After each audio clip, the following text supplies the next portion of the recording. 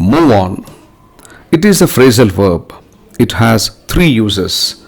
But in this video, to make it short, we are dealing with only one use. What is the meaning of move on? To accept that a situation has changed and be ready to deal with new experiences. This is the meaning of move on. Now, how to use it in sentence?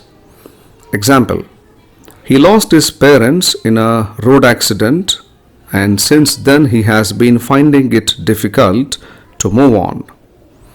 The meaning of this example is like this: he lost his parents suddenly in a road accident, and after that incident, he is finding it very difficult to accept the sudden change in his life, and he is not able to move further.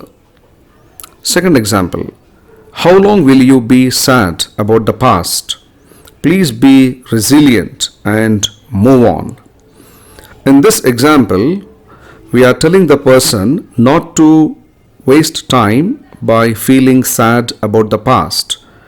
We are asking him to face the situation, to face the change in the life, to accept the change and try to go ahead and try to go further and try to move on.